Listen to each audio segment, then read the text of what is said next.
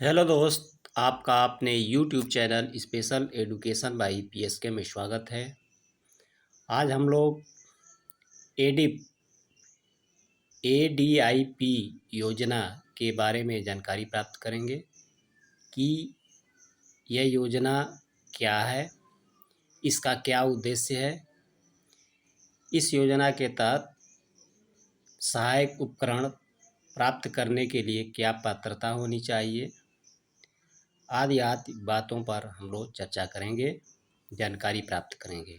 ये बहुत महत्वपूर्ण चीज़ है। तो चलिए देखते हैं कि एडिप का फुल फॉर्म क्या होता है। असिस्टेंस टू डिसेबल पर्सन, ये जो है एडिप का फुल फॉर्म होता है।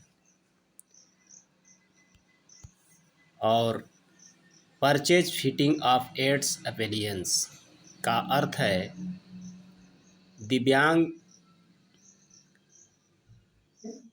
व्यक्तियों को सहायक उपकरण की खरीद या फिटिंग के लिए दी जाने वाली सहायता। भारत सरकार यह योजना 1981 से चलाती आ रही है। 15वें वित्त आयोग की सूचना के मुताबिक इस योजना को 31 मार्च, ये हमको ध्यान रखने की ज़रूरत है, कब तक है तो 21 मार्च 2026 तक इस तक बढ़ा दिया गया है। इस योजना को, यह कब से चलती आ रही है तो 1981 से। आगे देखते हैं एडिप योजना का उद्देश्य।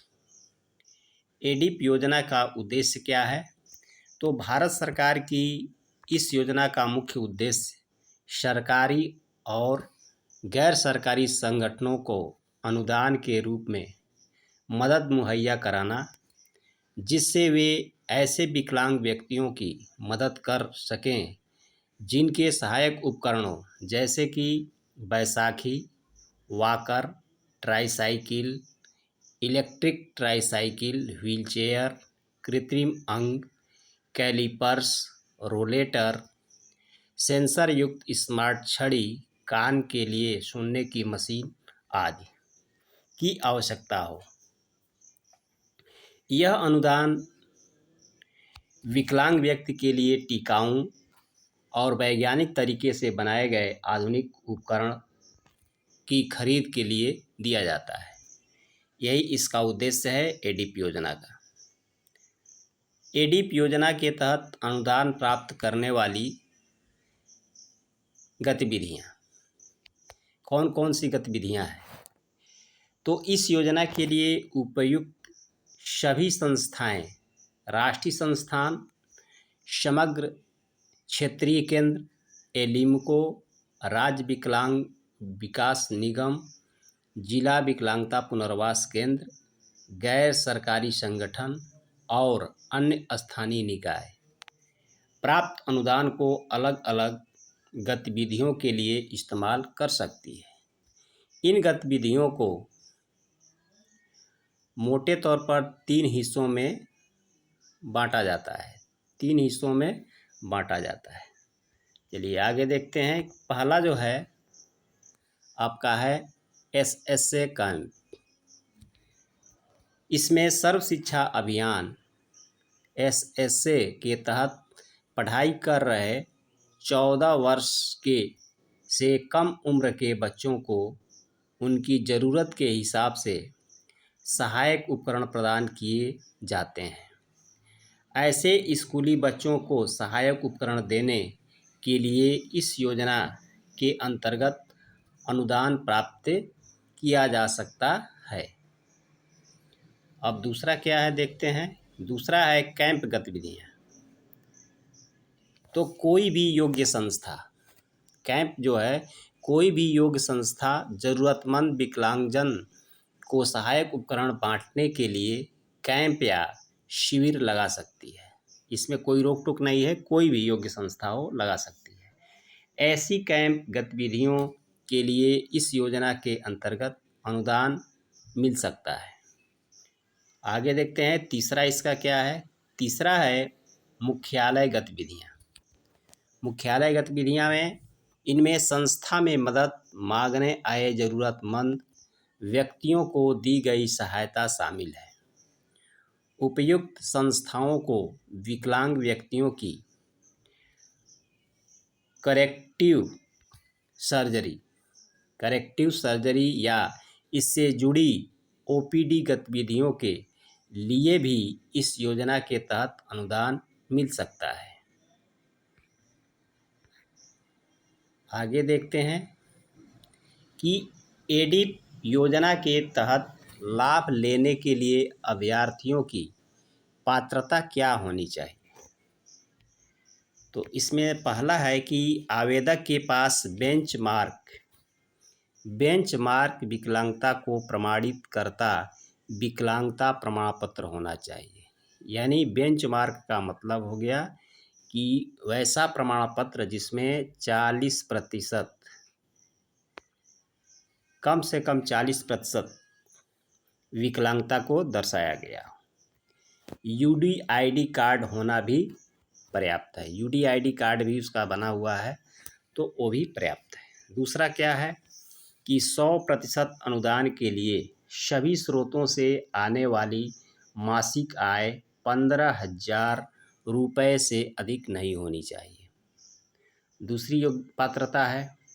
और 50% अनुदान के लिए सभी स्रोतों से आने वाली मासिक आय 20,000 रुपये से अधिक नहीं होनी चाहिए। तीसरा है एक ही उद्देश्य के लिए नया अनुदान पिछले अनुदान से कम 3 वर्ष बाद लिया जा सकता है। यानी प्रत्येक वर्ष जो है उनको अनुदान नहीं दिया जा सकता है, कम से कम 3 वर्ष के बाद दिया जा सकता है। लेकिन इसमें 12 वर्ष से कम बच्चों के लिए यह अनुदान 1 वर्ष के अंतराल, देखिए इसमें लिखा हुआ है 1 वर्ष के अंतराल पर लिया जा सकता है। यानी 12 वर्ष का से कम आयु के जो बच्चे होंगे उनको प्रति वर्ष जो है अनुदान दिया जा सकता है। उनको एड एंड एफिलियंस की सहायता की जा सकती है। अब देखिए सहायक उपकरणों की लागत सीमा।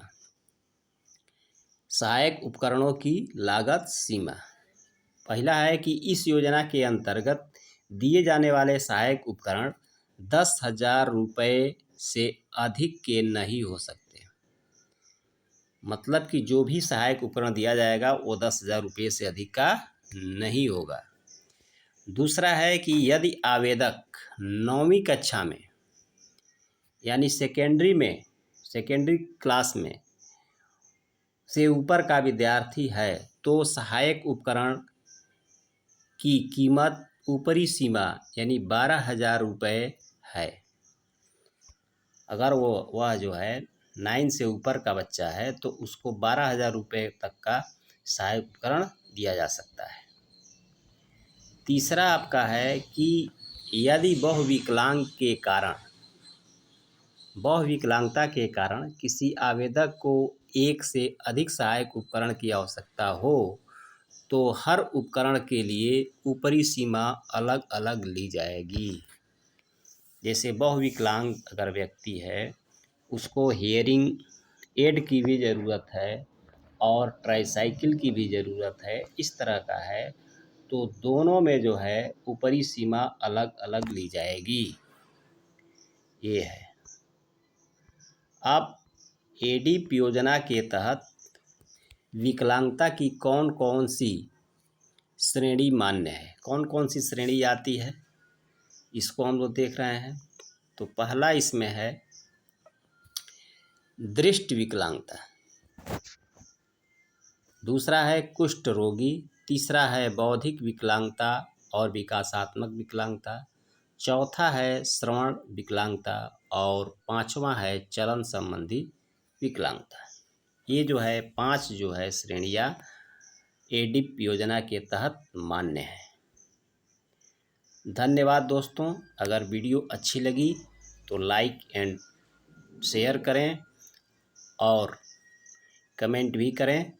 जय हिंद, जय भारत।